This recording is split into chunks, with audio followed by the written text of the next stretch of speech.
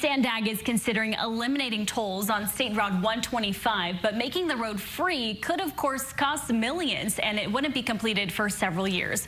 Joining us now to talk about this idea and other developments from their latest meeting is board member Terry Gaasterland. Terry, thanks so much for being with us. Thank you, Sarah, for having me. Of course. So tell us about this idea to potentially cut out tolls from State Route 125. Yeah, well, State Route 125 connects the border into our highway system in the region.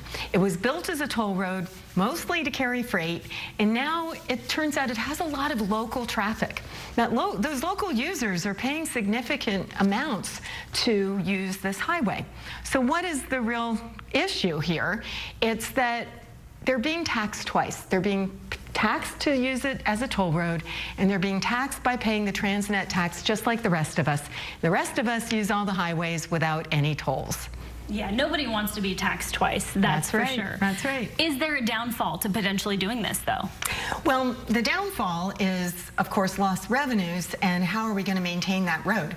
However, what we saw on Friday at the SANDAG meeting is that reserves have been built up sufficient to pay off the bonds that the tolls are intended to pay off. In fact, they can be paid off by 2029. That's what I would advocate if I were making the decisions. The plan right now is on track to pay it all off in 2035, which will leave $100 million to improve the road and turn it over to Caltrans for future operation. Gotcha. And so this also comes a couple of months after we saw there was some mischarging on the State Route 125 tolls. Did that have anything to do with this discussion as well? Well, that raised SR 125 to everybody's attention.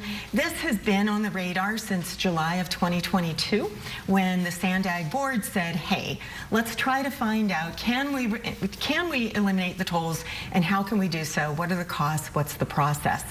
Okay, so a lot of other exciting things came out of the meeting with SANDAG on Friday, too. Yeah. One of them talking about the Del Mar Railroad relocation. What's the latest update on that? Yeah, so the low sand corridor, Del Mar has the single track right on top of the bluff.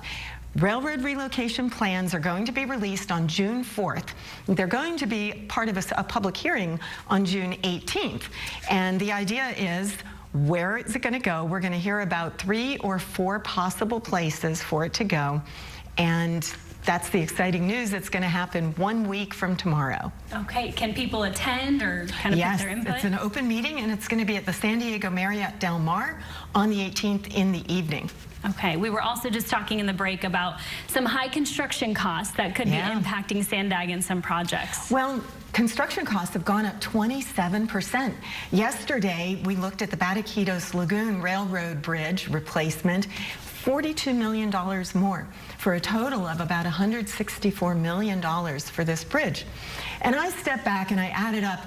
We've got $164 million for that bridge. We have $88 million for the Mar Bluff Stabilization, which will be redundant the moment we relocate the railroad tracks.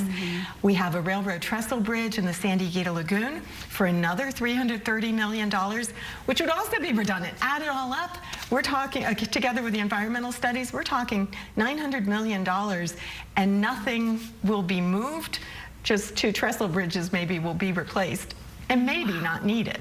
Wow, that is a lot of money. It adds up. That's a lot of money. Terry Gaasterland, thank you so much for being with us today and giving an update on all of that. We really appreciate your time. Thank you, Sarah, so much.